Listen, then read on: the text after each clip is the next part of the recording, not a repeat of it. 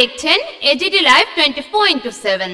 आप देख रहे हैं AGT live 24/7। You are watching AGT Live 24/7.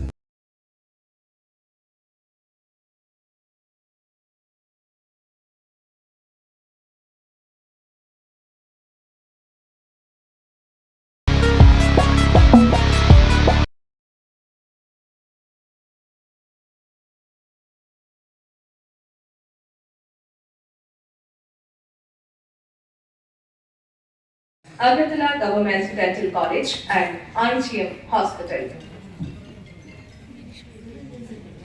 অসংখ্য সুস্থ হাসি আমরা এই ভবিষ্যৎকে সংবর্ধন করে রাখতে চাই। অসংখ্য অসংখ্য ধন্যবাদ আমাদের কলেজ থেকে আপনার সুস্থতা আমরা কামনা করি। আগামী দিনগুলো উজ্জ্বলময় হোক। আমার সুস্থতা কামনা করবেন আমি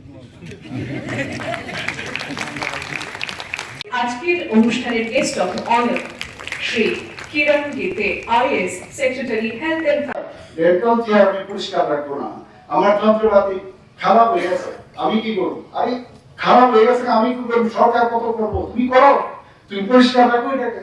এই যে আমার নিজের জিনিস, আমি এখানে কাজ করছি, নেক্সট যে আসবে সেও কাজ করবে। আমি দেখি একটা সময় যাই ডেন্টালের, যখনই কোনো হসপিটালে যাই আমি প্রথমেই ঢুকি ডেন্টাল। এত সুন্দর সফিস্টিকেটেড ডেন্টালের দেওয়া হচ্ছে, ক্যামেরা পর্যন্ত আছে, সব কিছু আছে। এটা একটু মেনটেন্যান্সের দায়িত্বটা কিন্তু তাদের নিতে হবে। আমি রিকোয়েস্ট করব যে সবাই এই বিষয়ে নজর দিন, কারণ বারবার কেনা একটা ডেন্টাল চেয়ারের দাম আছে, ইউনিটের দাম আছে সমস্ত, তো সেটাকে মেনটেন নিজের যখন ক্লিনিকে থাকে সেটা কিন্তু দিনের পর দিন চলছে, বছরের পর বছর। হসপিটালে হলে সেভাবে কিন্তু আমরা নজর দিই না। আমাদের প্রধানমন্ত্রী জন আরোগ্য যোজনা 100% আমরা টার্গেট করেছিলাম। আমরা এখানের মধ্যে যে ক্যাপিং আছে সেই ক্যাপিং অনুসারে 100% প্রায় এতে করে 250 কোটি 47 লক্ষ টাকা অলরেডি যারা সেটেল করেছে, যাদের পয়সা আমরা দিয়েছি। এখন সারা ত্রিপুরার মধ্যে অনেকে আছে, এটা যেমন বিপিএল ক্যাটাগরি তারাই খালি পাবে এরকম কিছু ক্যাপিং আছে। আমরা বিষয় নিলাম যে মুখ্যমন্ত্রী জন আরোগ্য যোজনা একইভাবে যে 5 লক্ষ টাকা প্রতি বছর প্রতিটা ফ্যামিলিকে দেওয়া হবে, উই হ্যাভ স্টার্টেড। এবং আজকে সেটা কিন্তু এত ভালো কথা, অনেক জায়গায় মাননীয় প্রধানমন্ত্রীর নামে যে কার্ড আছে, মুখ্যমন্ত্রীর নামে যে কার্ড আছে, যে কোনো জায়গায় দুটো, এবং বয়সের কোনো বাধাই নেই, সবাই করে। অর্থাৎ ভারতবর্ষের মধ্যে শুধু ত্রিপুরাই একমাত্র রাজ্য যেখানে ফুল পার্সেন্ট, এখানে যারা আছে অনেকে জানেও না এই বিষয়, তারা কিন্তু আজকে এই ইন্স্যুরেন্সের এই মাধ্যমে কিন্তু তারা কাভার আপ আছে। এখানে 26 কোটির উপরে অলরেডি সেটেলমেন্ট হয়েছে। 1128টি Ayushman Bharat health and wellness centre আমরা 2024-25 চালু করেছি। মাদার এন্ড চাইল্ড সবচেয়ে ইম্পর্টেন্ট আমাদের জন্য। বোর হচ্ছেন কি আপনারা? বলেন না, আরে আমাকে বলে অসুবিধা নেই, যদি বলেন না ভালো লাগছে না তাহলে, কারণ আমি যখন বর্ষা নিয়ে কি পক করছে কি বলছে, যাই হোক একটু আমি শেষ করে দেবো। তো এই যে মাদার এন্ড চাইল্ড, সেখানেও ডোনার মিনিস্ট্রি থেকে আমরা প্রায় 192 করোড় পেয়েছি, সেখানেও ভূমি পূজন হয়েছে, কাজ শুরু হয়েছে। বিশ্রামগঞ্জে এটা কিন্তু একটা হচ্ছে ডিএডিকশন সেন্টার, আর একটা হচ্ছে যে নেশামুক্তি যারা বিশ্রামগঞ্জে যারা রিহেবিলিটেশন সেন্টার, তাদের জন্য আমাদের মাননীয় প্রধানমন্ত্রী আমাদের ডোনার মিনিস্ট্রি থেকে 121 কোটি 90 লক্ষ টাকা দিয়েছে। আমরা বারবার চোখের বিষয়ে বলতে গেছে, আর চোখের এখানে কিছু হয় না, যাই বাইরে যায়, রেটিনা স্পেশালিস্ট নাই। তো আমি বারবার শুনতে এরকম হয়ে গেছে, আমি গীতেশ সাহেবকে বললাম যে আরে এই সব তো হবে না, চোখের জন্য বাইরে যাবে কেন? তো আমরা আইএলএস এ যাওয়ার বা দিকে যে জায়গাটা সেটাকে এয়ারমার্ক করেছি, সেখানে আমরা 100 বেডের একটা মানে টার্সিয়ারি আই হসপিটাল আমরা করতে যাচ্ছি, যাতে করে মানুষ না, সেটা কিন্তু আমি যখন বসলাম। এখন কোথাও অনেক সময় কি হয়, যখন আই হসপিটাল হবে তো আর্কিটেক্ট করে বানিয়ে নিল, কি বানালে দেখলো 5টা উটি, মানে অদ্ভুত। আমি 5টা উটি আই হসপিটালে কি হবে, অ্যানেস্থেটিস্ট হয়ে গেছে এতগুলো। আমি তো অ্যানেস্থেটিস্ট এর কথা, বেশিরভাগই তো চোখের যে অপারেশন হয় আমরা লোকাল অ্যানেস্থেশিয়া, এখানে অ্যানেস্থেটিস্ট বসে বসে কি করবে। তখন আমি বললাম এটা আই হসপিটাল আপনি রাখুন, আই হসপিটাল করলে এটাকে কানেক্ট করবো যে এজিএমসির সাথে, ভেরি নিয়ার টু এজিএমসি। তো এজিএমসির যারা এই ধরনের কোন কারণে এখন জেনারেল অ্যানেস্থেসিয়া লাগে, আইরও অনেক সময় জেনারেল অ্যানেস্থেসিয়া লাগে, তখন তারা ওখান থেকে এসে এটাকে আমরা এনএমসির মধ্যে দেখাবো, this is our hospital, this department and this hospital you can consider as AGMC's branch. তো এইভাবে আমরা যেহেতু আমি জানি বিষয়টা, এখানেও কিন্তু আমি প্রচন্ড মনিটর করি, অনেক সময় ইঞ্জিনিয়াররা বিরক্ত হয়, কিন্তু সামনে তো আর সাহস পায় না বিরক্ত হলেও। কিন্তু আমি বলি যে এটা ঠিক করো, এটা এইরকম হয় না, তুমি কিভাবে এতগুলো রুম করবে, দরকারই না 100 বেডের হসপিটাল, চোখে কত 100 বেডের কি করা হবে, কিন্তু ভাষণে লেখা 100 বেডের হবে কোনদিন, হতে পারে আগামী দিন এত চোখের পেশেন্ট, কিন্তু সাধারণত কি হয় অপারেশন করলেও পরে দিনই চলে যায়।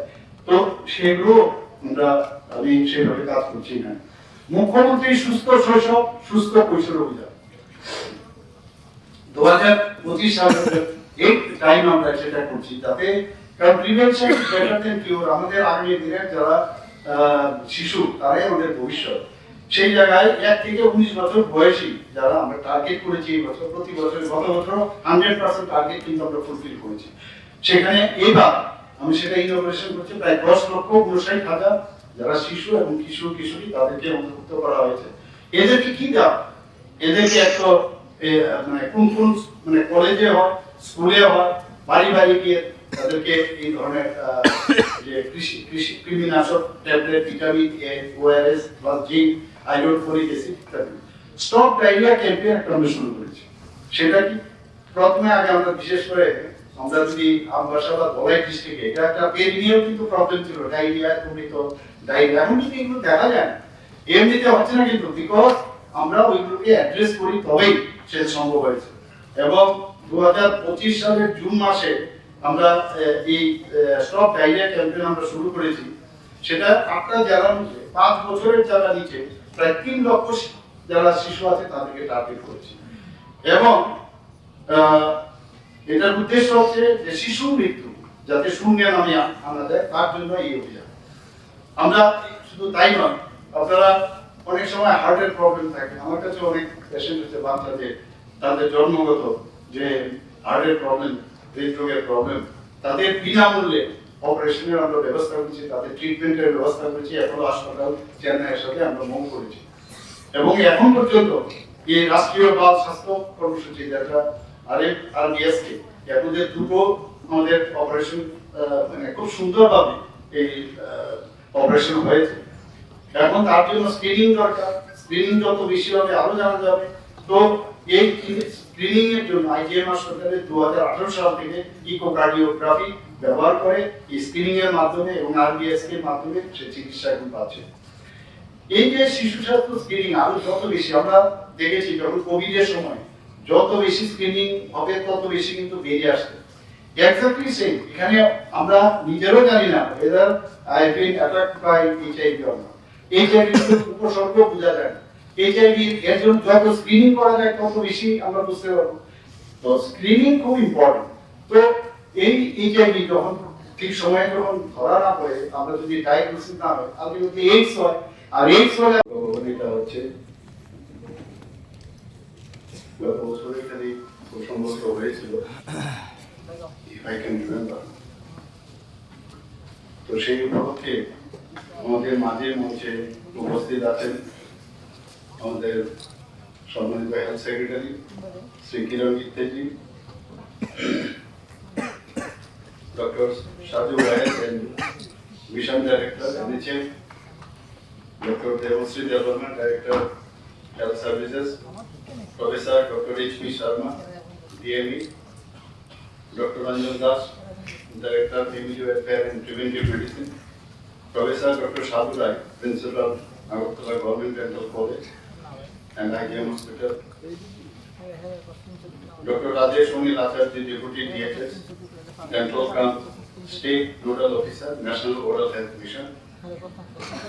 একটু আগে আমরা যার বক্তব্য আমরা শুনলাম আইডিএ ত্রিপুরা স্টেট ব্রাঞ্চের যিনি সম্মানিত সভাপতি ডক্টর পার্থরায় চৌধুরী এবং doctor SM Ali chairperson 24th Annual Dental Conference IDA Tripura state ব্রাঞ্চে, জয়েন্ট ডাইরেক্টর NHM উপস্থিত আছেন ডক্টর নূপুর দেববর্মা মহোদয়া, আমার সামনে বহুদিনের পুরনো একসাথে যারা একসাথে আমরা কাজ করেছি এখানে সমস্ত ডেন্টাল সার্জন, তাছাড়া অন্যান্য যারা ইন্ডিয়ান ডেন্টাল অ্যাসোসিয়েশনের সদস্যরা এবং যারা এখানে স্টুডেন্টসরা এসছেন, ফ্যাকাল্টি যারা এসছেন এবং আমার প্রিয় মিডিয়া বন্ধুরা, সবাইকে আবার অন্তরের সেই আপনাদেরকে শুভেচ্ছা জানাচ্ছি এখানে উপস্থিত থাকা। আজকে আমরা এখানে ফেলিসিটেশন দিয়েছি,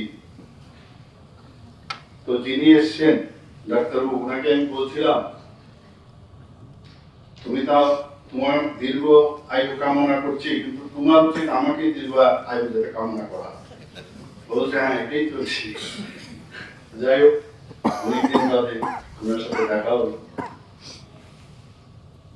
আজকে সবাই এরা যে আমার পূর্ববর্তী বক্তা এখানে বক্তব্য রেখেছেন, যে আজকের যে দিনটা সেটা হচ্ছে যিনি পদ্মভূষণ ডক্টর আর আহমেদ, যাকে ডক্টর রবিউদ্দিন আহমেদের কে বলা হয় ওনার জন্মদিন, এবং 2016 সালে 17 জানুয়ারিতে জয়পুরে এআইডিএর যখন সভা, সেই সভাতে ডিসিশন হয় যে এই 24শে ডিসেম্বর তারিখটি জাতীয় দন্ত চিকিৎসক দিবস হিসাবে উদযাপন করা।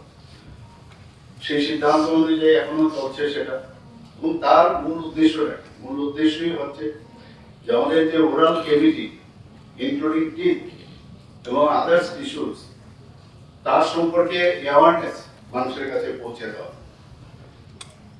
এবং এই ওরাল ক্যাভিটি থেকে কি করে শরীরের মধ্যে তার যে বিভিন্ন সমস্যা হয় সেই বিষয়ে মানুষকে জানানো, এবং এতে করে আমাদের ডেন্টাল সার্জনদের কিন্তু একটা বিরাট ভূমিকা।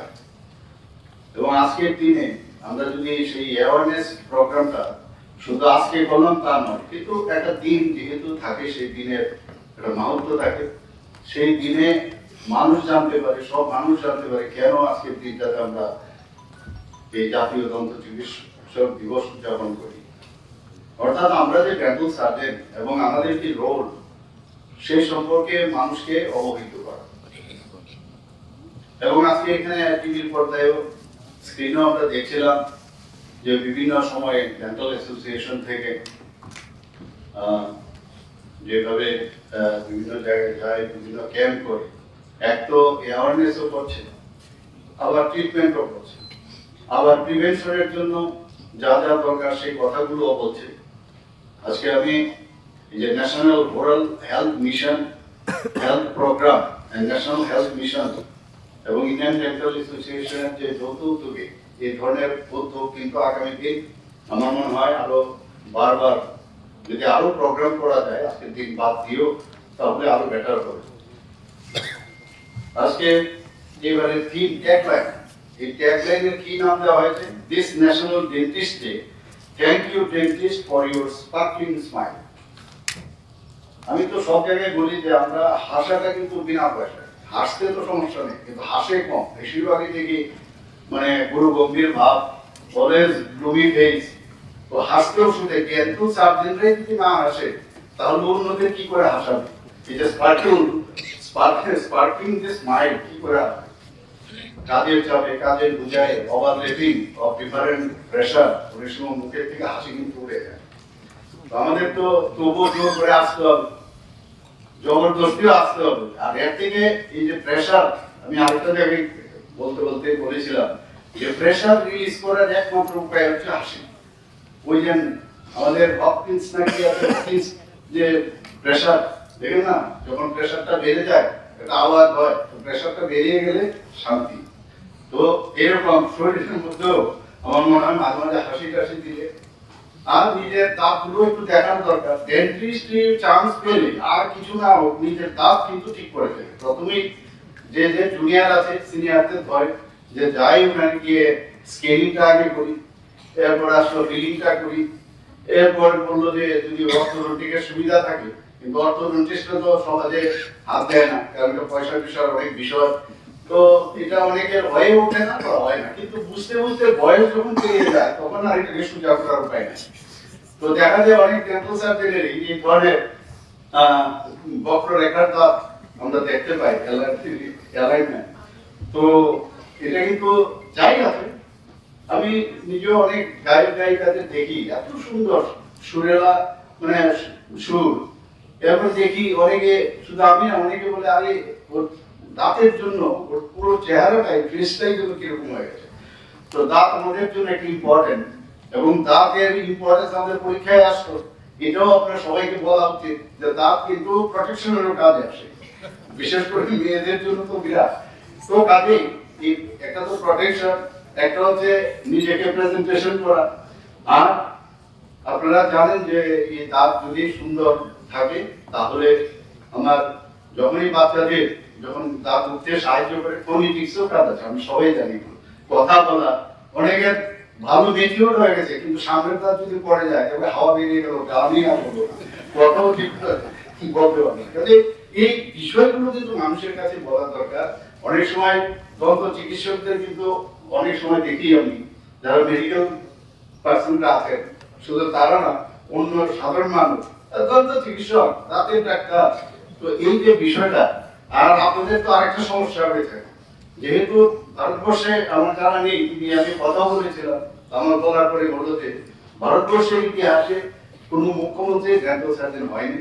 যেহেতু আমি হয়েছি, কিন্তু বিরোধীরা আমাকে তো এমনিতে পারে না, কিন্তু কিন্তু বকে, মানে আমাকে এরকম বকে না, ডেন্টিস্ট ও আমাদের কি রাজ্য চালাবে, তখন নানা রকম ভাবে আর ওনার থেকে কি মেডিকেল শিখবো।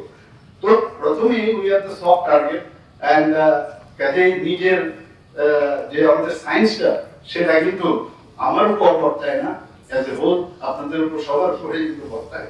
আমার মনে হয় যে নচিকেতার যে এত বড় গায়ক, কি সুন্দর ডাক্তারদের এগেইনস্টে অমানুষ ডাক্তার, কিছুদিন আগে দেখলাম নচিকেতা অসুস্থ হয়ে হাসপাতালে গেল।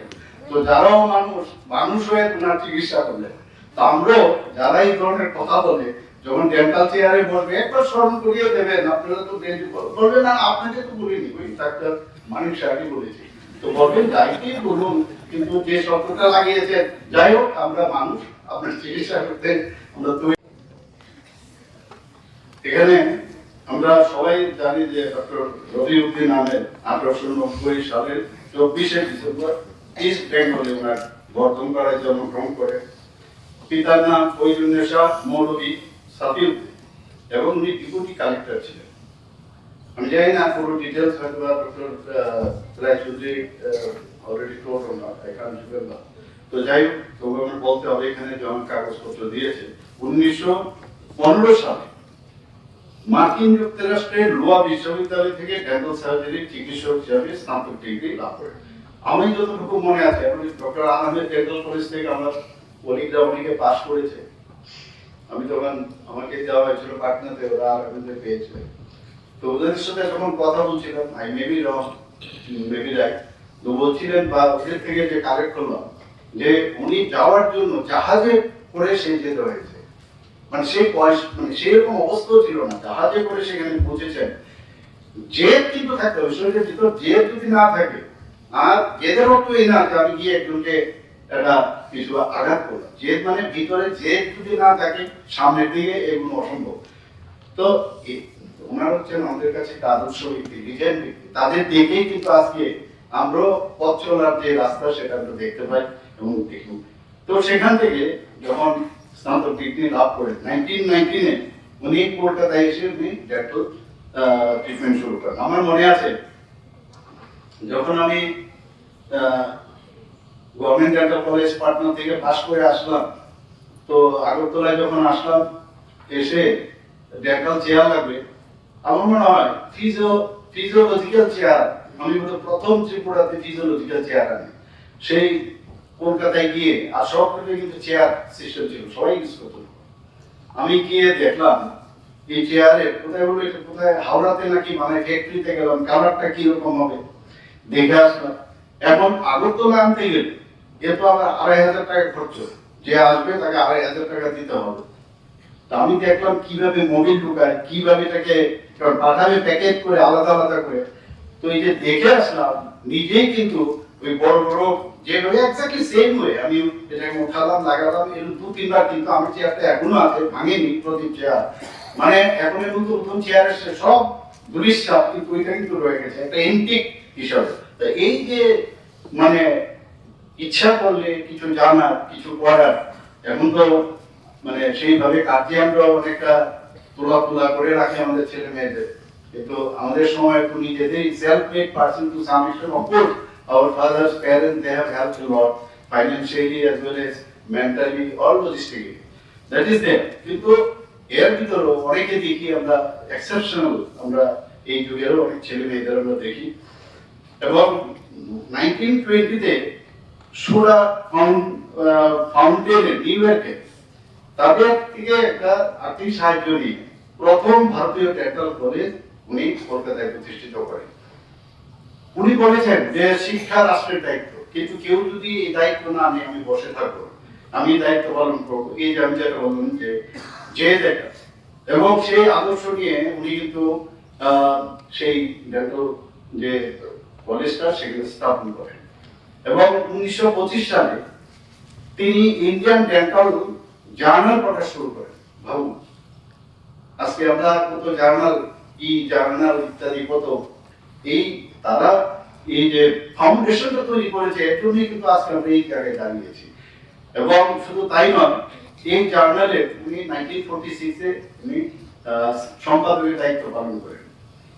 এবং প্রথম স্টুডেন্টদের জন্য 1928 এ উনি হ্যান্ডবুক ডেন্টালের কিভাবে অপারেশন ইত্যাদি লাগবে তার হ্যান্ডবুক উনি প্রকাশ করেছেন। 1932 থেকে 1932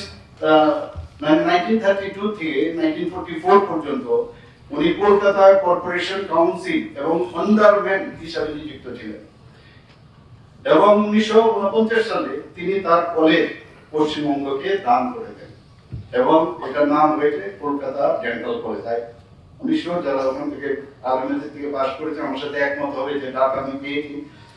তো পরবর্তী সময়ে এই কলেজের নাম এখন উনি উনার নামে ডক্টর আলমেন্স ডেন্টাল কলেজ এবং হাসপাতাল।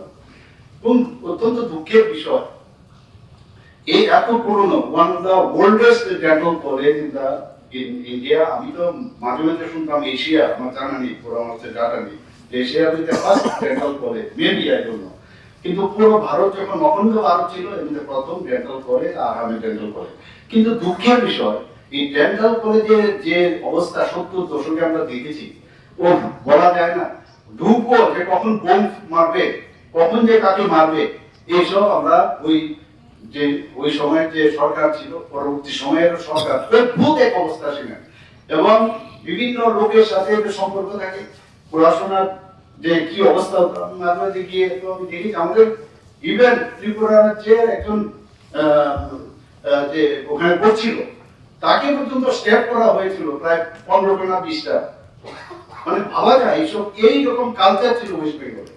তো এই ডেন্টাল কলেজে এমডিএস হয়নি, নতুন নতুন কলেজগুলোতে কিন্তু পোস্ট গ্রাজুয়েশন স্টার্ট হয়ে গেছে। মানে what Bengal things today India things tomorrow, এই যে কথাগুলো ছিল এগুলো কিন্তু নষ্ট হয়ে গেছে। এখন কিন্তু এমডিএস হচ্ছে। তো এই যে পরিবেশ, যতক্ষণ ধরে ল এন্ড অর্ডার সিচুয়েশন না থাকবে, শান্তির পরিবেশ না থাকবে, কোনো অবস্থায় কোনো জিনিসের ডেভেলপমেন্ট সম্ভব না। দিন পাল্টাচ্ছে।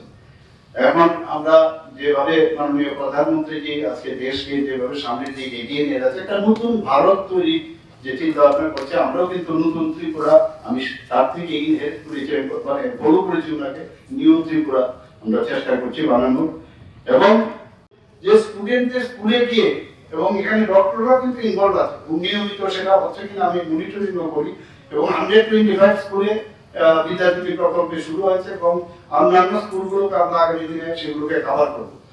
একটা ক্লাসের মধ্যে আপনারা শুনুন, আমি জানি না ইয়াং ছেলে মেয়েরা যারা আছেন হয়তো পড়েছেন, আমাদের সময় তো ক্লাস করতাম, কোনদিন ডাক্তারবাবু ভিতরে ঢুকে বা বলছে যে আপনাদের চেক করতে এসেছি, এই দৃশ্য কিন্তু আমি কোনদিন দেখিনি। আর হবেও কিনা যে মানে আগামী দিন আমরা জানা নেই, হতে পারে। তো এই যে মিশন, তাতে করে যে শারীরিক মানসিক সুস্থতা, স্বাস্থ্য, পুষ্টি, পার্থক্য ইত্যাদি কিন্তু আরো প্রপারলি, যদি তার শরীর ভালো, healthy mind resides in healthy body, শরীর যদি ঠিক থাকে সব কিছু ভালো চলে। মাস্ট সার্টিফিকেশন, এটা আমাদের জন্য একটা মানে অত্যন্ত খুশির বিষয় যে আমাদের শিশু বিভাগ যেটা আইজিএম হাসপাতাল আছে মাসকান সার্টিফিকেট লাভ করেছে এবং national health mission system resource centre এটাকে কিন্তু স্বীকৃতি দিয়েছে বলাই জেলা হাসপাতাল সেটাকে মাসকান সার্টিফিকেট ত্রিপুরা আইজিএম হাসপাতাল সেটা প্রথম শিশু বিভাগ এটা রাজ্যের প্রথম এবং সমগ্র উত্তর পূর্ব ভারতের তৃতীয় প্রতিষ্ঠান যারা নাকি এই মাসকান সার্টিফিকেট পেয়েছেন। আমরা Tripura health scenario report August 2024 অনুযায়ী আমরা যে শিশু হার বৃদ্ধি এটা খুব ইম্পর্টেন্ট ভারত ন্যাশনাল লেভেল মাননীয় প্রধানমন্ত্রী বারবার এগুলো দেখেন 21 থেকে আগে 1000 প্রতি 1000-এর মধ্যে 21 জন মারা যেত, এটা কমিয়ে আমরা 18 হয়েছি এবং আগামী দিন আমরা এটাকে 10-এ নামিয়ে আনার লক্ষ্যে 2030 সালের মধ্যে যেটা Tripura state action plan on climate change 2.0 সেটা আমরা করব। এখানে ডেন্টাল সার্জনরা আছেন, অ্যাসোসিয়েশন তো আছেন, এখানে আজকে national oral health mission program এবং ন্যাশনাল হেলথ মিশন যৌথ উদ্যোগে আজকে এই প্রোগ্রাম। আমি ওনাদেরকে ধন্যবাদ দেবো যে আগামীকাল ওনারা একটা প্রোগ্রাম রেখেছেন, এখানে ট্রেনিং দেওয়া হবে এতে করে অনেক বেশি আপনারা জানবেন। ত্রিপুরা ডেন্টাল সার্ভিস এখন প্রেজেন্ট স্ট্রেংথ হচ্ছে 53 এবং dental surgeon through NHA 52 total 105 dental service আর দেয়ার মানে রেগুলার অর কন্ট্রাকচুয়াল। আমি অলরেডি কি তেজিকে বলেছি যে ডেন্টাল যে সার্ভিস গ্রুপ এটার ইতিহাস যারা আছে এরা জানে কিভাবে আমি সার্ভিস গ্রুপ আমি তৈরি করেছি। আর কিন্তু এমবিবিএস এর আর কোনো মানে ডিপার্টমেন্টে বা কোনো ডিসিপ্লিনে কিন্তু সার্ভিস গ্রুপ শুরু হয়। এর জন্য বহু ফাইট করতে আমি সবসময় একটু মানে সামনের দিকে চলার ব্যক্তি, তো সেইভাবে তৎকালীন সময় সেটা কিন্তু আমি ডেন্টাল সার্ভিস গ্রুপ আমরা শুরু করেছি খুব কম সংখ্যক দিয়ে, আজকে সেটা গিয়ে দাঁড়িয়েছে 53। আমি বলেছি যে এটাকে যাতে অ্যামেন্ডমেন্ট করা যায় এবং আশা করি 150 পর্যন্ত আমরা করব, এই আশা আমি করছি। সবাইকে অসংখ্য ধন্যবাদ, নমস্কার। প্রিন্টিং এটা কিন্তু একটা মানে সাংঘাতিক বিষয়টা, এটা কোনো কলেজের মধ্যে বা কোনো ক্লিনিকে একটা 3D প্রিন্টিং আছে, দ্যাট মিন্স যে for creating crowns, implants and aligners in office. একটা নতুন এখন হেলথ স্কোপ, যে হেলথ স্কোপ একটা স্পেশাল লাইট ওরাল কেভিটিতে যদি দেওয়া যায় তাহলে সে ওরাল কেভিটিতে ক্যামেরা এত পাওয়ারফুল যে ক্যান্সারের আগে থেকে দেখা যায়। আমি তো ওরাল ক্যান্সার নিয়ে অনেক কাজ করেছি, বহু পেশেন্ট এখনো আসে মুখের ভিতরে এত লিজন থাকে আমাদের। ক্লিনিক্যাল আইস কিন্তু বিরাট একটা, যে যত বেশি এক্সপোজার থাকবে আমরা গতানুগতিক একটা লিজন দেখলাম জেল অয়েন্টমেন্ট আর নতুন এই অয়েন্টমেন্ট এটা লিখে ছেড়ে দিলাম আর সাথে সাথে অন্য কিছু করি, কিন্তু চেহারা দেখে এটা কিন্তু বুঝে যায় যে অ্যাবনর্মাল হতে পারে কিনা, এটা স্কোয়ামাস সেল কার্সিনোমা কিনা। তো আগে থেকে যে ক্লিনিক্যাল আইস যেটা এই যে ক্যামেরা যেটা তো ঠিক আছে, এটা তো মেশিনের নিজের চোখের যে এবং ব্রেনের সাথে যুক্ত করে যে তার যে মানে সেটাকে বোঝা এবং পেশেন্টের বেনিফিটের জন্য এই এক্সপোজার কিন্তু খুব দরকার। অনেক দেখেছি আমি, আলটিমেটলি দেখা যায় ওই এসব ওষুধ দিতে দিতে স্কোয়ামাস সেল কার্সিনোমা, মেটাস্টেসিস এবং পেশেন্ট মারাও যায়। আর ওরাল কেভিটি এখানে কথা হয়েছে, আমাদের সেক্রেটারি সাহেব বলছিলেন যে ওরাল ক্যান্সার এখন প্রচুর বেড়েছে, এর জন্য আমাদের বিভিন্ন জায়গায় স্ক্রিনিং হচ্ছে, কিন্তু স্ক্রিনিং এর সময় সিনিয়র যারা আছেন ওদের সাথে কথা বলা, খালি মানে হোয়াইট প্লাক দেখলাম আর সাব মিউকাস ফাইব্রোসিসের কিছু দেখলাম, কিন্তু চোখের ক্যামেরা কিন্তু সবচেয়ে স্ট্রং এবং সেটা আসবে উইথ ইওর এক্সপিরিয়েন্স। তার উপর ভিত্তি করে ওই পেশেন্টের ভাগ্য নির্ধারণ করে আগে থেকে যদি আমরা পেশেন্টকে ঠিকভাবে ইয়ে করতে পারি তাহলে অনেক আমরা বেটার ট্রিটমেন্ট আমরা দিতে পারি, প্রিভেনশন করতে পারি। টুথব্রাশের আরেকটা কাহিনী, টুথপেস্ট আমি নাই বললাম, টুথপেস্ট নাকি অনেকে বের করেছে, অনেকের নাম আমি দেখতে গিয়ে দেখলাম, টুথপেস্ট দিয়ে আর বলছি না, কিন্তু স্পেসিফিক এই যে 1780 উনি যে প্রথম যে উইলিয়াম এডিস ইংল্যান্ডে এবং 1780 উনি ফার্স্ট মডার্ন টুথব্রাশ ইনভেন্ট করেন। ব্রাশ আর টুথপেস্ট আমাদের তো সবসময় একে অপরের অঙ্গাঙ্গিভাবে জড়িত। প্রপার ব্রাশিং টেকনিক আমি এখনো জানি, যারা প্রাইভেটও করে বা হসপিটালও থাকে, প্রপার ব্রাশিং টেকনিক একটা ডেন্টাল তার যে হাইজিন এবং বা আগামী দিনে কেরিস বা ইত্যাদি থেকে পেরিওডন্টাইটিস এসব থেকে যদি বাঁচতে হয়, জিঞ্জাইটিস থেকে, প্রপার ব্রাশিং যদি একটা লোক জানতে পারে, তার থেকে প্রায় ধরুন 70% বেটার হবে তার ডেন্টাল এবং তার মানে অ্যারাউন্ড মানে দিস ডেন্টাল এই যে অল দ্য টিস্যুস কিভাবে তার মাসাজিং হয়, কোথা থেকে ব্রাশের কিভাবে কোন দিকে যাবে। আমরা তো অনেকটা দেখি উপরে নেই আর নিচে আনে, উপরে আনে নিচে আনে, বলে ভালো ব্রাশ হয়ে গেছে, তাহলে কি হবে, তার তো জিঞ্জাইভাল অ্যাটাচমেন্টটাই আবার শর্ট হয়ে যাচ্ছে। এই যে ওয়ান ওয়ে ব্রাশিং এবং সেটাকে ধৈর্য ধরে বুঝানো, বহু পেশেন্ট নিজেরও কিন্তু আমি জানি ডেন্টিস্টে যারা একটু এসে দেন মডিফাইড ব্রাশিং টেকনিক ইত্যাদি বহুত আমরা শিখেছি, কিন্তু ক্লকওয়াইজ এন্টি ক্লকওয়াইজ মানে ফ্রম আপার টু ডাউন এবং ডাউন ক্লক, তো এগুলো নিজের উপর যেহেতু আমরা করি, আমাদের ওই নিজের অভিজ্ঞতা নিরিখে নিজের ফ্যামিলিকেও বুঝানো দেখানো। আমরা নিজের ফ্যামিলিদেরই কেয়ার করি না, পেশেন্ট তো দূরস্থ, যে ঠিক আছে ব্রাশ করছে তো বলা উচিত আর এইভাবে ব্রাশ করা উচিত। তো ব্রাশের টেকনিকে কত লাভ হয়, পরিষ্কার পরিচ্ছন্নতা এভরিওয়্যার ইজ ম্যান্ডেটরি। যে কোনো জায়গায় আজকে এখানেও যদি পরিষ্কার অপরিষ্কার থাকে হল করে, তাহলে ধীরে ধীরে এখানেও কিন্তু সমস্যা হবে। এর জন্য মেইনটেনেন্স, এটা ওয়ান কাইন্ড অফ মেইনটেনেন্স ভগবান দিয়েছে শরীরে, তাকে মেইনটেনেন্স করতে গেলে যা যা দরকার সেই আমাদের কাছে যেহেতু নলেজ আছে সেগুলো আমাদের প্রয়োজন। কিছুদিন আগে আমি এই কারণে বলছি, ডেন্টিস্ট নিয়ে অনেকে পাশাপাশি করে অনেক কিছু কথা বলে, আমাকে ফরেনসিক ওডোন্টোলজির উপরে, ইন্টারন্যাশনাল ফরেনসিক ওডোন্টোলজির উপর আমাকে বলতে হয়েছিল যে আমাদের সারা পৃথিবীর মধ্যে একটাই কিন্তু যে আমাদের ফরেনসিক ইউনিভার্সিটি গুজরাটে, এখন আমরা অনেক জায়গায় ব্রাঞ্চ হয়েছে, ত্রিপুরাতে হয়েছে, সেখানে আমাদের ন্যাশনাল ফরেনসিক ইউনিভার্সিটিতে আমাকে বলেছে।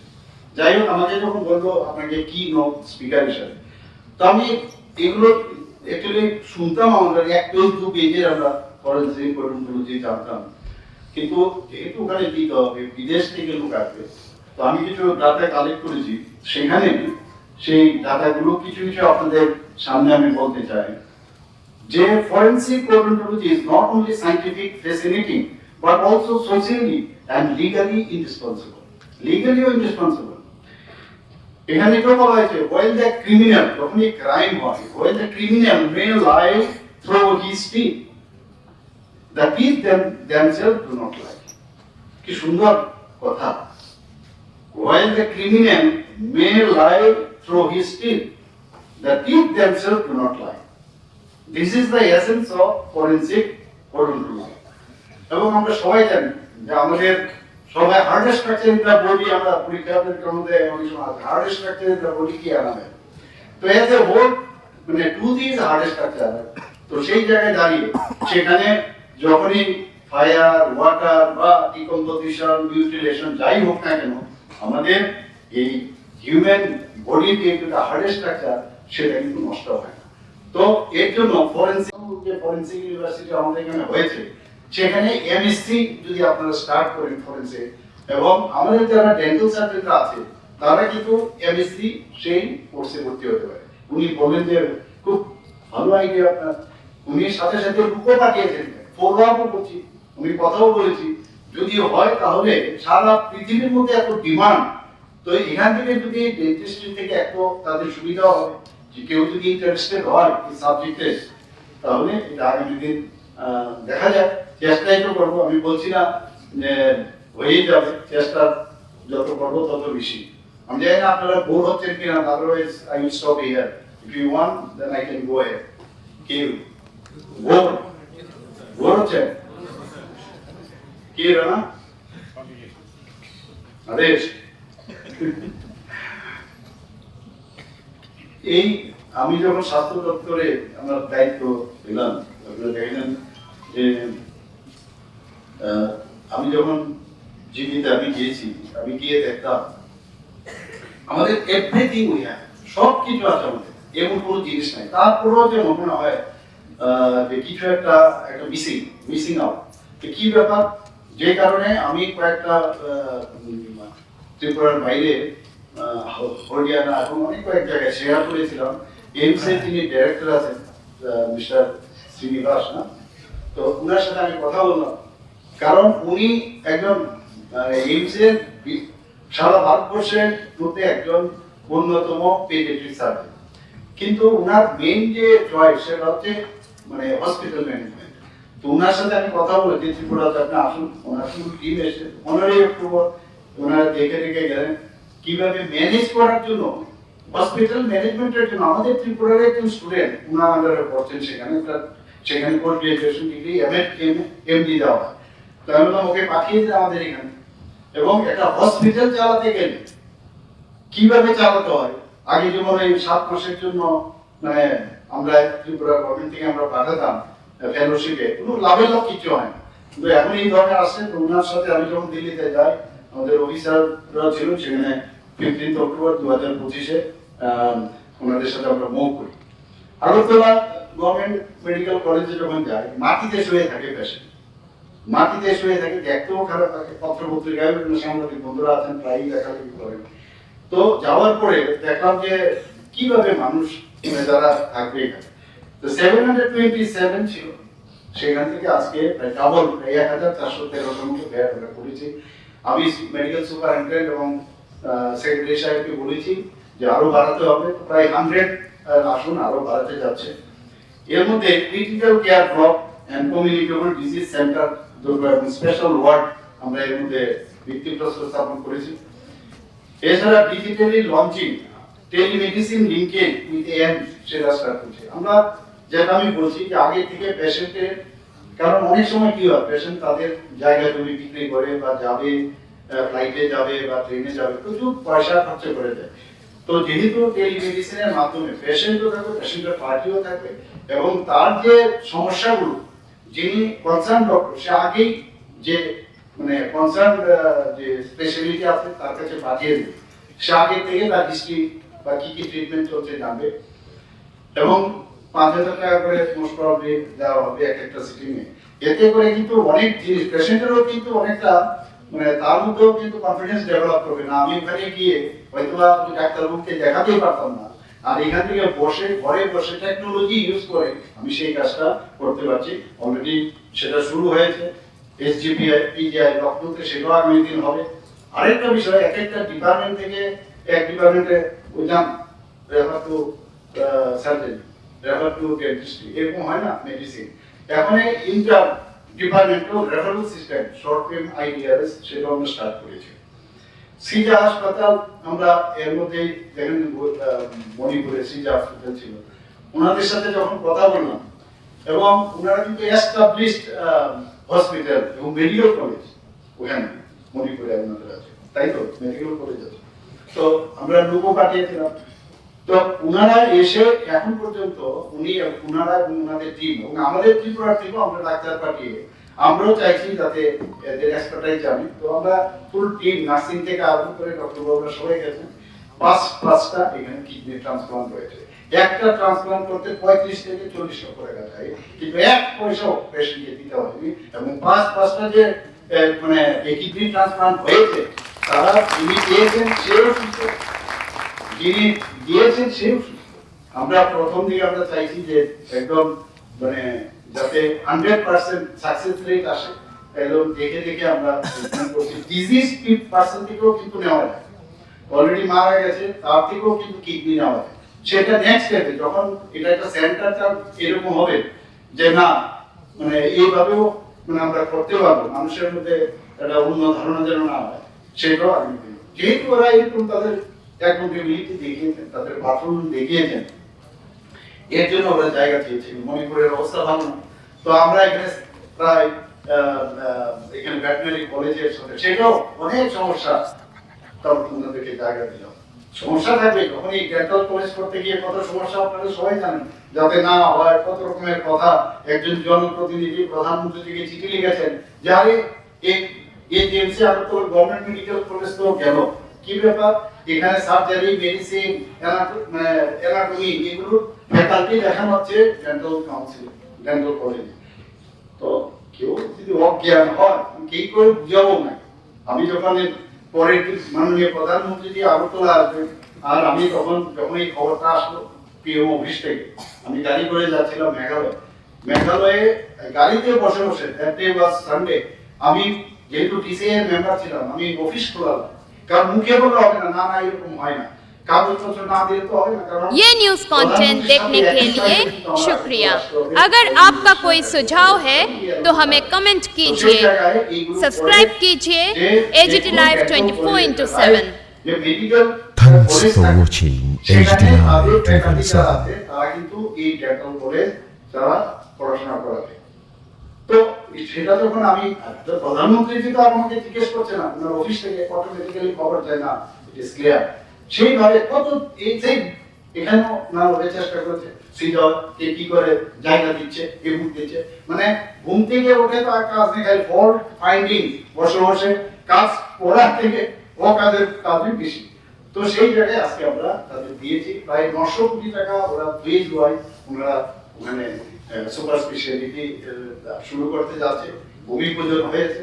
তো আমরা মানুষ এখন আসছে ত্রিপুরাতে, এবং ত্রিপুরার আমরা মৌ করেছি মোহন ফাউন্ডেশনের সাথে, যাতে আরো যেসব লিভার হার্ট ট্রান্সপ্লান্ট সেগুলো করা যায়।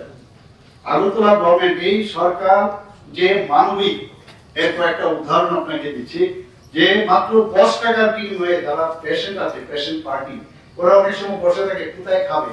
হসপিটাল আমি নিজেও সেটা ইনোভেশন করেছি, 10 টাকার বিনিময়ে দুপুরের খাবার মোটামুটি চলে, সেই ব্যবস্থা এখনো আজকে তারিখে আমি ফর্ম নিয়েছি, সেটা চলছে এখানে। আজকে ইতিহাস থেকে আমি নিয়েছি সেগুলো। In 1193 AD, Raja C.C. Rathod was identified by his distinctive entry. ভাবুন, আমরা কিন্তু অনেকে রেকর্ড রাখি না, এখন কিন্তু একটা দিন আসবে যখন আইন আরো শক্ত হবে, ফরেনসিক সায়েন্স আরো ডেভেলপ করবে, তখন কিন্তু যার যার মানে ক্লিনিকে এগুলো কিন্তু রাখতে হবে। আর এখন তো চিপসের মধ্যে রাখা যায়, কোনো অসুবিধা নেই, কাগজের উপর ডিপেন্ড করে না। তো এই যে বিষয়, in 66 AD the body of Lolia Paulina was recognized through dental evidence। কিন্তু মহারানী ছিলেন, রানী ছিলেন তৎকালীন সময়ে, ওনাকে ওই ওখানকার মানে সিংহাসন দখল করার জন্য, বসার জন্য ওনাকে খুন করা হয়েছিল, এবং সেইভাবে তাকে ডিস্ট্রাকশন করা হয়েছিল ব্যাডলি। তো তার যে ডিকম্পোজড বডি, সেটা কিন্তু ফরেনসিক ওডোন্টোলজি থেকে ওনাকে সেখানে জানতে পেরেছে। Vienna Opera house fire in 1849, massacre হয়, প্রচুর লোক সেখানে মারা যায়, এবং দেখা গেছে যে প্রথম যদি বলা হয় dental identification was first legally recognised. তখন এটাকে লিগ্যালি রিকগনাইজ শুরু হয়েছে না, যদি কোর্টে ওরা যখন কোর্টে বলবে যে কিভাবে আপনি এটা লিগ্যালি আপনি বলছেন, এখন তখন থেকে এটা শুরু হলো যে না, forensic odontology legally it is proof. তো এখন কিন্তু সেটা আমরা এখন দেখতে পাচ্ছি। আরেকটা মজার বিষয়, আপনারা জানেন যে হিটলার নিয়ে আমরা অ্যাডলফ হিটলার এবং তার সো-কল্ড যে লেডি ইভা ব্রাউন কি অবস্থায় মৃত্যু হয়েছে, এন্টিমর্টাম এবং পোস্টমর্টামে তাদেরকে কিন্তু আইডেন্টিফিকেশন আলটিমেটলি এই ফরেনসিক ওডোন্টোলজির মাধ্যমে হয়েছে। In 1897 Dr. Oscar Emilio considered the प्रथम ये न्यूज कंटेंट देखने के लिए शुक्रिया। अगर आपका कोई सुझाव है तो हमें कमेंट कीजिए, सब्सक्राइब कीजिए AGT Live 24/7। Thanks for watching AGT Live 24/7।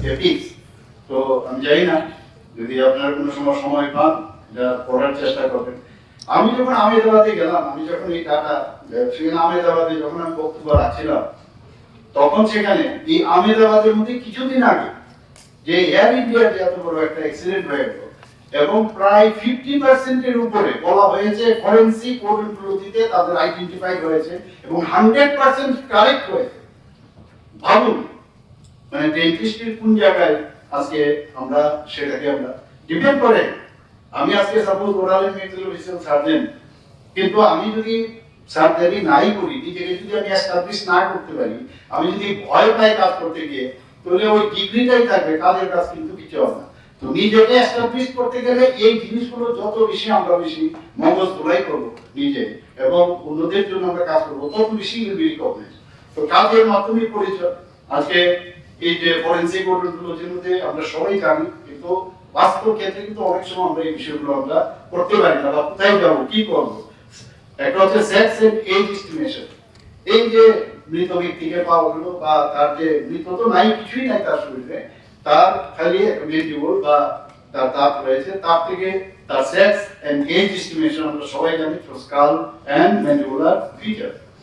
Race determination করা যায়, রেস কোন রেসের হতে পারে সেটাও কিন্তু আমরা ডিটারমিনেশন। ফর এক্সাম্পল যারা সাউথ আফ্রিকা বা নিগ্রো, তাদের দেখবেন ম্যান্ডিবল কিন্তু প্রবলেম থাকে। তো এই যে ম্যান্ডিবল এবং মেক্সিলার সাথে তাতে করে একটা সন্দেহ হয় যে ওই জায়গা হতে পারে না। তো এইগুলো এবং নেজাল যে সেফালিক নেজাল ইন্ডিসেস, কি রকম নেজাল কন্ডিশন তার, এটা কি বড় নাকি, তো রেস টু রেস ডিফার করে কিন্তু অনেকের নেজাল যে এন্ট্রি তার যে স্ট্রাকচার। আমরা অনেক সময় যেটা আমি একটু আগে বললাম যে ফিলিং করি, গ্রাউন্ড ব্রিজের এবং প্রস্থেসিস, এগুলো কিন্তু এখন ম্যান্ডেটরি হওয়া উচিত প্রতিটা ক্লিনিকে। এবং কে তার বয়স কত, তার এজ কত, কি ফিলিং দিয়েছিলাম, কোন দাঁতে করেছিলাম, এগুলো থাকবে। কোনোদিন আমরা চাই না কোনো পেশেন্টের মানে কোনো কিছু খারাপ হোক, কিন্তু যখন এই ধরনের যে কোনো কারণে অনেক কিছু হতে পারে, তো এইগুলো যখন থাকবে, পুলিশ যখন যাবে, ফরেনসিক পিপল যখন খবর নিতে যাবে, তা এখানে কিন্তু বিরাট একটা হেল্প কিন্তু চলে আসে। এবং আমাদের যে তার থেকে ডিএনএ এভিডেন্স, ডেন্টাল থেকে ডিএনএ এভিডেন্সও পাওয়া যায়। আজকে ওবিজি এবং প্যানোরামিক রেডিওগ্রাফ, এটা backbone of modern forensic odontology. আলোকনাথা ক্যান্টিন ও নাইট শেল্টার, সেটা আমরা যেমন বলেছি, অনেক সময় বলেন বিরোধীরা, বলে কোন কাজটা করে। কালকেও আমি গিয়েছি খোয়াই, সেখানে আমরা বলেছি 8টা ডিস্ট্রিক্টে ডিএডিকশন সেন্টার আমরা করবো। সেখানেও তার ভূমিকা 30 প্রতিটা যে ডিস্ট্রিক্ট আছে at the rate of 20 crore আমরা খরচ করবো। আর তো প্রায় 113 করোড় এখানে প্রজেক্ট। আমি কিছু তো ডাইরেক্ট সেখানে ইনোভেশন করেছি, ভিত্তিপ্রস্তর করেছি। তো এরা তো চোখে দেখেন। আমি একবার বলেছিলাম, ওই একজন যে বিরোধী দল নেতা আছে পার্লামেন্টে, উনি প্রায়শ বলেন কোথায় সার্জিক্যাল স্ট্রাইক, কোথায় এই আপনার এই অপারেশন সিন্ধু, দেখাই না, মিথ্যা কথা বলছে। তো এয়ার স্ট্রাইক কিছুই দেখা যাচ্ছে না। তো একজন বলছিলেন উনাকে এখন থেকে যখন এই ধরনের সার্জারি মানে এই ধরনের অপারেশন হবে, ওনাকে নিয়ে যেতে হবে আর ওখানে বসিয়ে রাখতে হবে, তাহলে বেস্ট হবে। এই তো হচ্ছে, এর সামনের দিকে কে যাচ্ছে আর ওরা পিছনের দিকে নিয়ে যাওয়ার চেষ্টা করছে। আমাদের সময়, আমার সময় আমি জানি খুব লিমিটেড সংখ্যক এমবিবিএস এর সিট ছিল, এবং 13 আমার সময়, এর আগে আরো কম ছিল। ডেন্টালের একটা সিট ছিল। তো সেই জায়গায় দাঁড়িয়ে কি কষ্ট, একটা লোক কলকাতায় যায়, হাওড়া স্টেশনে যায়, কেউ শিয়ালদা যায়, সেখান থেকে যাওয়া এবং আসা, গার্জেনদের উপর কত প্রেশার পড়ে আর্থিকভাবে। আর আজকে আমার মনে আছে ডেন্টাল কলেজে একজন গার্জিয়ান এসে আমাকে বলছে যে স্যার, যদিও নিটের মাধ্যমে সে তার মানে মেরিটের কোনো প্রশ্ন নেই, নিটের মাধ্যমে পেয়েছে, বলে আমার নিটের মাধ্যমে পেলেও আমি কিন্তু আমার ছেলেকে আমি পড়াতে পারতাম না। এবং হি ওয়াজ লিটারালি ক্রাইং যে আমার ছেলে আজকে ডেন্টাল কলেজে শুধু আপনাদের সরকারের জন্য সেটা পেয়েছে, আপনাকে অসংখ্য অসংখ্য ধন্যবাদ। ভদ্রলোক আমার পায়ে রাখুন। তো এই যে কত আজকে 450টা এমবিবিএস এর সিট হয়ে গেছে, ডেন্টালের 50 দিয়ে শুরু করলাম, 63 হয়ে গেছে। আমরা ভাবা যায় কোন যে কি করতে কোন সময় ডেন্টাল কলেজ বিবিএস এর কোর্স চালু হবে। আমরা তো ডেন্টাল কলেজ ওই কেজিএমসি আর আমের ওই গুয়াহাটি ডেন্টাল কলেজ এসবই চিন্তা করতে করতে আমরা ভাবতাম এইভাবে আমরা বড় হয়েছি। এখানে আমাদের যে পিজি, যে আমরা ভাবছি এমবিএস স্টার্ট করা যায়, আপনারা অবগতির জন্য জানাচ্ছি যে এমবিবিএস এর যে এমসিআই বা এখন যে এনএমসি এর মধ্যে আছে, যদি কেউ ফার্স্ট ইয়ার সেকেন্ড ইয়ারও যদি স্টার্ট করে মেডিকেল কলেজ, সেখানে কিন্তু তারা পোস্ট গ্রাজুয়েশন স্টার্ট করতে পারবে। কিন্তু আমি বললাম যদি ওইটা যদি হয় তাহলে আমাদেরও হওয়া উচিত, কিন্তু আমাদের এখানে এখনো এই প্রভিশন নাই। আপনারা জানেন যে ডেন্টিস্ট্রিতে আগে 70 বছর অব্দি ফ্যাকাল্টি হিসেবে থাকা যেত। কারণ 70 বছরই কারণে ফ্যাকাল্টি মানে ডিমান্ড আর সাপ্লাইয়ের মধ্যে একটা গ্যাপ ছিল 70 বছর, আর এমসিআই ছিল 65, এখন উল্টো হয়ে গেছে। এখন সাপ্লাই বেশি হয়ে গেছে, ডেন্টিস্ট্রি 65 এর মধ্যে ইউ শুড বি রিটায়ার, আর মানে এমবিবিএস এর বেলায় বা মেডিকেল কলেজের বেলায় 70 হয়ে গেছে।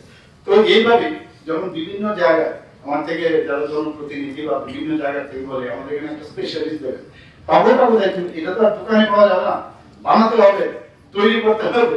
তো সেই জায়গায় 89 আমাদের স্পেশালিস্ট ছিল, সেই জায়গায় এখন 93 স্পেশালিস্ট হয়েছে। এবং আরেকটা খুশির বিষয় যে আমি আজকে আসার সময় ডোনার মিনিস্ট্রির সাথে আজকেও সকালে একটা প্রোগ্রাম ছিল। তো এই ডোনার মিনিস্ট্রি থেকে মাননীয় প্রধানমন্ত্রীর ব্লেসিং এ আমরা এই আগরতলা গভর্নমেন্ট ডেন্টাল কলেজে আরেকটা নতুন বিল্ডিং তৈরির জন্য 202 কোটি টাকা দিয়েছে। অলরেডি কাজ শুরু হয়ে গেছে, আমি মনিটর করেছি, দুটো হোস্টেল আছে।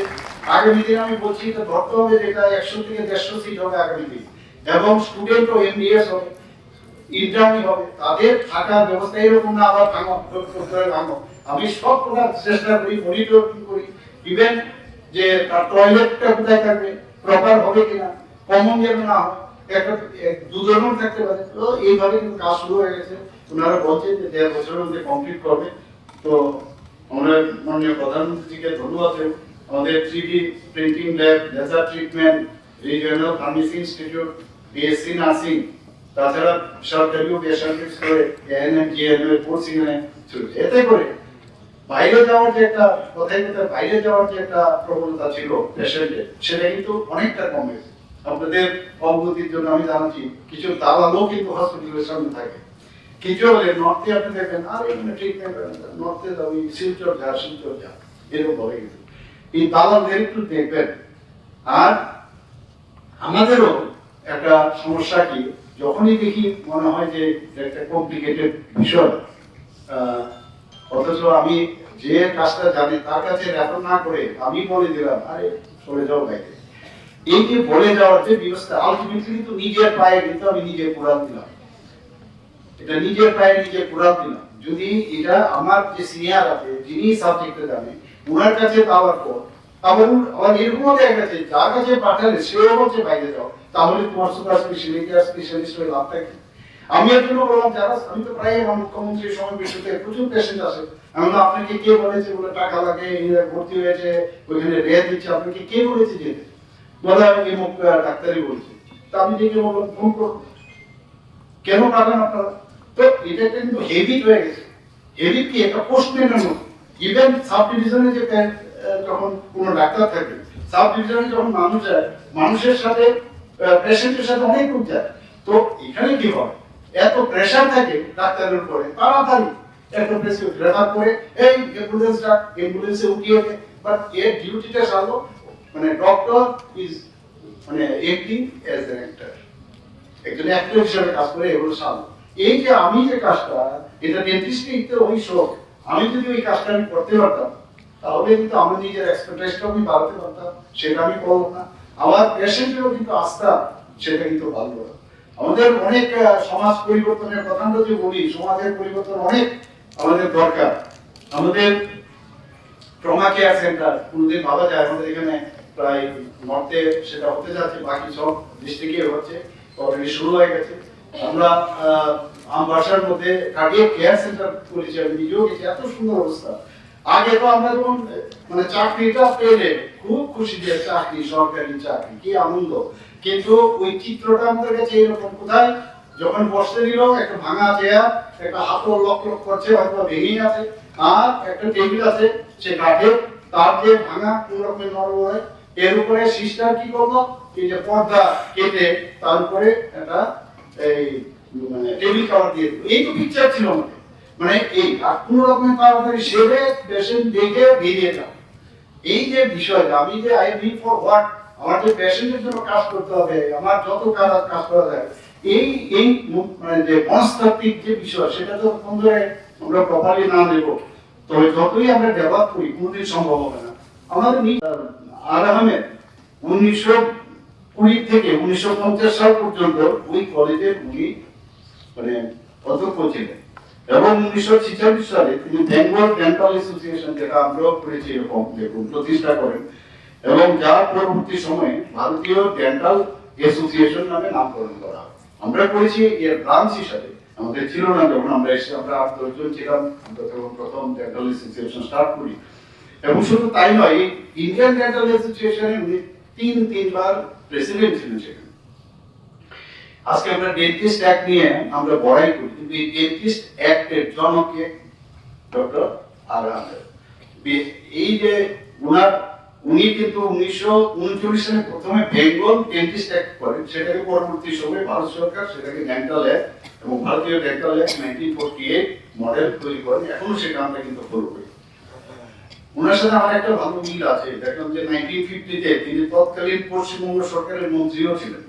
তো কাজে অনেকটা দেখলাম যে ঠিকঠাকই আছে, যে শুধু আমার মতো ডেন্টাল সার্জন না, উনিও একজন ডেন্টাল সার্জন ছিলেন, তো সরকারের মন্ত্রী ছিলেন।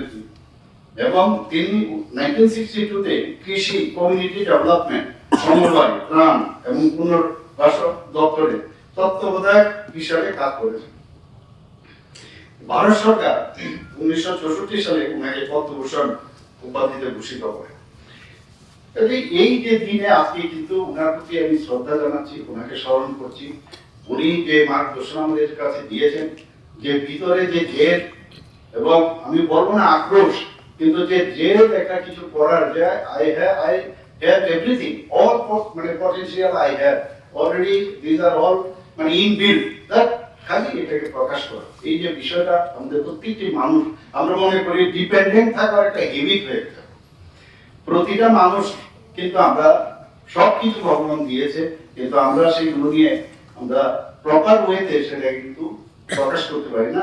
এই ধরনের ব্যক্তিদের যখনই আমরা স্মরণ করি, ওনাদের জন্মদিনই হোক, মৃত্যুদিনই হোক, তখন কিন্তু এইগুলো আমাদের পথ দেখা। আজকে ডেন্টিস্ট নিয়ে অনেকে কথা বলেন, আপনারা সবাই জানেন আজকে যে পেইনলেস সার্জারি হয়, কারা করছে, কে করেছেন? প্রথম ডেন্টিস্ট, আজকে অ্যানেস্থেশিয়া যে ইথা প্রথম ডেন্টিস্ট আবিষ্কার করেছে। বম্বের যারা ডেন্টিস্টকে নিয়ে, যারা ডেন্টাল সার্জনকে নিয়ে উপহাস করে, তার নাম হচ্ছে William T J. Morton, you know it, and উনি modern surgical anaesthesia publicly demonstrated the successful use of inhaled ether on 16th October 1946 at Massachusetts General Hospital and revolutionized surgery by eliminating pain. Dentist কি কাজ করে বলবেন না? আমরাই তো মনে থাকে না, তো মনে রাখতে হয়। এখন তো হাতের মুঠোয় আপনার কি আছে, ইচ্ছা করলে সব পেয়ে যাবে, এই কাজ করছে সব। এবং ডেইলি একবার করে একটু কথাগুলো মুখস্থ করবেন। আর যেখানে ডেন্টিস্টরা কিন্তু মাঝে মাঝে গপ কিন্তু মারার মানে গপ খুব বেশি করে, কিন্তু এইসব বিষয় নিয়ে বেশি গপ করলে বেটার হবে, তাহলে মুখস্থ হয়ে যাবে। আর মানুষের কাছে আপনার নিজের যে মানে পার্সোনালিটি সেটাও ডেভেলপ করবে। আর এখন কিন্তু ওই অর্থোপেডিক্সেরা কি বলে যে এমুক ইমপ্লান্ট, তেমুক ইমপ্লান্ট, এবং আপনারা সবাই জানেন এই ইমপ্লান্ট কিন্তু ডেন্টিস্টের থেকে প্রথম শুরু হয়। একজন অর্থোপেডিক্সের ডাক্তার ও ভয় পাচ্ছিল বিভিন্ন সাধারণত পশুদের উপরে সেটা তার করে প্রয়োগ করে, এবং একজন যিনি ভলেন্টিয়ার হয়ে ভদ্রলোক এসেছেন তাকে, এবং এই ডেন্টাল ইমপ্লান্ট একটা অর্থোপেডিশিয়ান এবং রিসার্চার, উনি কিন্তু সেই প্রথম ইমপ্লান্ট শুরু হয়। আর এই ইমপ্লান্টের যাত্রা শুধু ডেন্টালে না, সমস্ত জায়গায় আছে ইমপ্লান্ট ছাড়া। টাইটেনিয়ামের ইমপ্লান্ট উনি শুরু করেন সেখানে 20th century-তে। Swedish physician, researcher and orthopedic surgeon placed the first successful titanium dental implant into a human volunteer, some Larson, who lived with the implant for over 40 years. দেখুন কত পরিশ্রম করে ওরা কাজ করেছে, আর আজকে আমরা সহজে এই ইমপ্লান্ট নিয়ে আমরা কাজ করছি।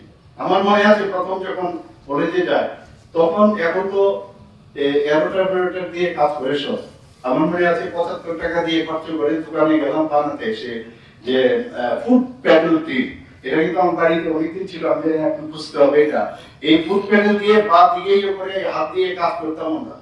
তো এতে করে যে কেভিটি ওই সময় প্রিপেয়ার করেছি এখন এই মডার্নাইজেশন ইউজ করে এত সুন্দর কেভিটি বানায় না, যে তার যে axial wall parallel to the central axis এসব কোথায় আমি তো জানি না এখন, কারণ আমাদের কাছে ছিলই তখন অ্যামালগাম, এখন তো এগুলো এইভাবে দরকারও পড়ে না। তো এই foot pedal drill George F Green in 1870 তে উনি শুরু করেন এবং পরবর্তী সময়ে ইলেকট্রিক যে ড্রিল শুরু হয় এবং হায়ার স্পিড ড্রিল যখন শুরু হবে কে করলেন এটা, আজকে এই যে আমরা এরোটার কথা বলছি সেটা জন ভার্ডেন 1950 তখন সেটা শুরু করেন এবং এটাকে কমার্শিয়ালাইজ করেন। আমরা তো ডেন্টাল ফ্লস কি বলি, ডেন্টাল ফ্লস আমরা তো জনসন এন্ড জনসনের প্রথম ওরা নাইলনের তৈরি করে এবং সেটাকে কে মানে এটাকে ডেন্টাল ফ্লস হিসেবে ইউজ করেন বাই ডক্টর চার্লস সি বস। আমি তো মানে ফ্লস তো ইউজ করি না, তো সুতো দিয়ে কত ডেন্টাল ফ্লস আমি তো প্র্যাকটিসে পেতাম বিনা পয়সা, এখন তো তাও নেই, তো আমি সুতো দিয়ে ডেন্টাল ফ্লসিং করি এবং দেখছি it is as good as nylon. কিন্তু নাইলনের একটা সুবিধা হচ্ছে সেটা ছিঁড়ে যায় না, তো এটা ছিঁড়ে গেলে বারবার রেল থেকে নিতে হয়, তো এটাকে যাই হোক যেভাবে হোক এটা আমরা অ্যাডপ্ট করি। তো এগুলো যে ইতিহাস আমাদের জানা উচিত এবং নতুন নতুন এখন জিনিস আছে। আজকে তো আগে আমরা একটা এক্সরে হবে ডেন্টালে আইওপি মুখস্থ করে চলো ওই দোকানে যাও, ইন্ট্রাওরাল পেরিয়াপিক্যাল এক্সরে, আর এখন আমাদের কোথায় ডিজিটাল এক্সরে হয়ে গেছে, লেস রেডিয়েশন, তাছাড়া instant imaging for better assessment, intraoral camera, ভাবুন আপনার intraoral camera, tiny cameras for detailed views of the inside the oral cavity, clear aligner orthodontist এখানে আছে নিশ্চয়ই আছে, ওরা বুঝবে যে স্ট্রেটনিং অফ ডিসক্রিট টিথ এগুলো তো আমাদের সময় ছিল, কিন্তু আমরা এগুলো আমরা হাত দিয়ে দিত এরকম অবস্থা। 3D printing I don't know senior যারা এখানে ডেন্টাল সার্জনরা ওরা ইউজ করে কিনা, আমি তো ইউজ করিনি, কিন্তু কলেজে যেহেতু এসছে বা আমি একবার একদম চেষ্টা করলাম বুঝবার, ওইখানে যিনি আছেন আমি দেখতে পাচ্ছি she is also there, so I told her that you please give me some lessons on this, so one day I will go, I will try to find out some time, because জানার শেষ